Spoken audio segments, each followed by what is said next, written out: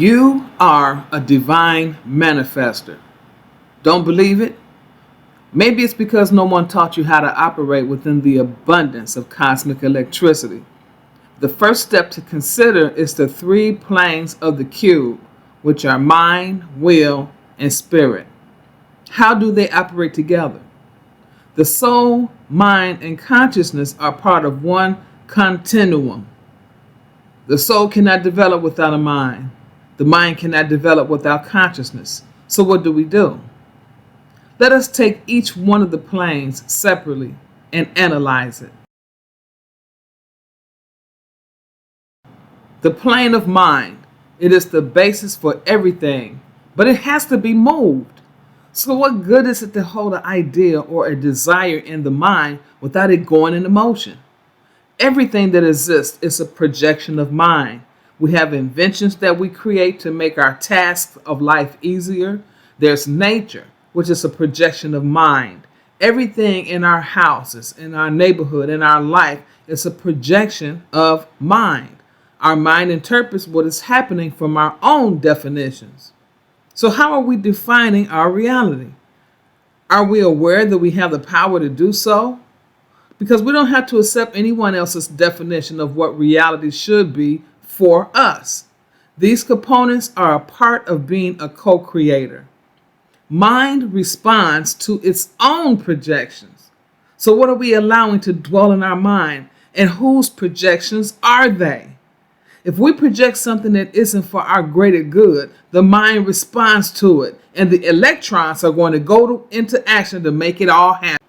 So be certain that it's really what you want.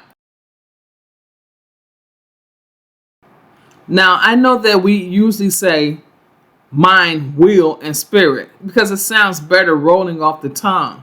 But we're going to have to do spirit next because it is the spirit that moves the mind and extends it into telepathy and instinct. When we have an idea, a need, a want, a desire in our mind, it is spirit that gives movement to it. Spirit is the essence that distinguishes different states of mind. Spirit also has the quality of bringing mind through the different stages. All we have to do is trust the process. When an idea comes to us telepathically, see it through. It won't be the time to start interjecting someone else's belief systems, listening to other people. In fact, we should keep our business to ourselves, and that'll cut out a whole lot of impediments. This is where will is going to concentrate the power within the mind and spirit. Now, at a lower level, it's ego. Recall that ego is concerned with worldly aspirations, and at this point, our concerns should be on expanding our multidimensional selves. And under that multidimensional self, we can include magical, we can include superpowers, anything that is considered otherworldly. Okay, that all falls under multidimensional. So will is going to correspond to unobstructiveness. Unobstructiveness. So if we're going to throw up roadblocks full of self-impediments, third dimensional belief systems, perceptions of our own unworthiness or low self-esteem, we're going to dim our own light before it gets to get a chance to get off the ground. Now, for instance, let's take myself. I have the will to teach. No matter who's moaning about it, what they criticize about me, or any diabolical methods that they may try to use to stop me. It's not about them. It's about my will. I project.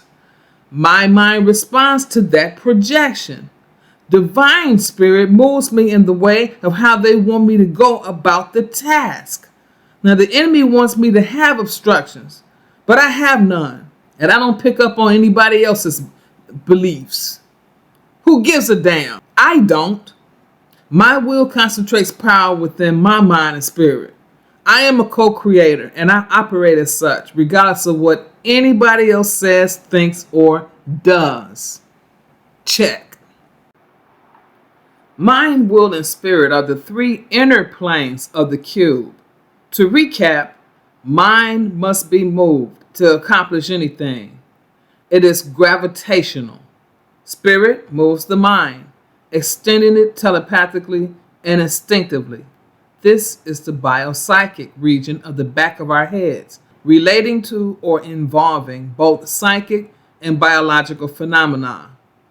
Will concentrates power within mind and spirit, which is electromagnetic. Magnetism developed by a current of electricity. In conclusion, mind receives data, spirit synthesizes and inspires, and will takes action. The ground of our being and reality lies on these three planes. This is the fundamental basis of cube cosmology. Today is Kin 224, the yellow electric seed, with the power of flowering, action to target, and the essence of awareness. Now, the seed helps us to be aware of our own potential. The seed is the holographic pattern for the whole harvest. It is up to us to plant our goals by targeting them carefully, then nourishing them so that it flourishes. Tone is electric, with the power to activate, the action to bond, and the essence of service. The electric tone is about movement, creativity, flow, integration, just to name a few.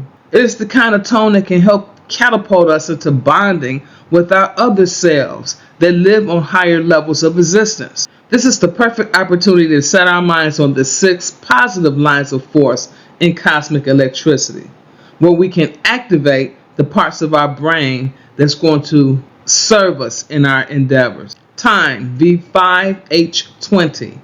Time is the universal factor of synchronization, and it is located in the second mental sphere, third time dimension.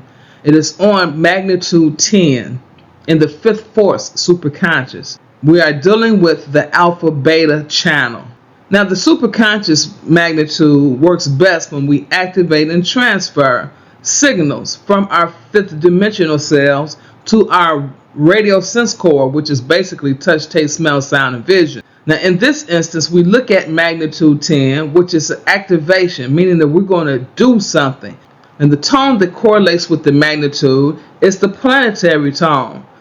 We always look at the essence, which is, in this case, manifestation. So, when we begin to use our touch, taste, smell, sound, and vision in our radio sense core of cosmic synchronization, we are acting, we are putting manifestation into motion. Factors of synchronicity begin with informative samadhi that manifests in superconscious for our third time dimension.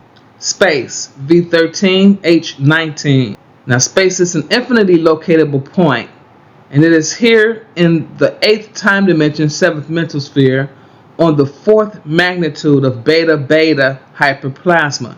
It's activating in the external space flow of cosmic cube, which is that orange-looking area that we see. Because this is the force field of waking conscious mediumship, it's activated by radialized holomine perceiver force field. By it being in the 8th time dimension, it is a harmonic command ascending. And our space is going to require higher cosmic mind and awareness. Wherever the space that we choose to experience parallel existences is going to begin with thought in beta-beta. Synchronicity, V16H4. Synchronicity is the operating of a higher moving template of mathematical order that coordinates all phenomena telepathically. There are no coincidences.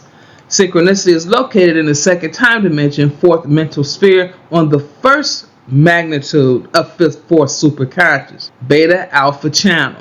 When we think of beta alpha channel, we automatically should be thinking about focusing. We should be thinking about keeping something to the front burner of our mind. Now, whenever we're in superconscious, we have to activate and transfer the internal fifth dimensional time signals. In this case, it's for magnitude 1. Magnitude 1 correlates with the magnetic tone, and its essence is purpose. So when we activate something, we're putting signals into motion through our senses. To be specific, the sense core of cosmic ascension, which means focus and concentration attracts our purpose. Peace to the gods.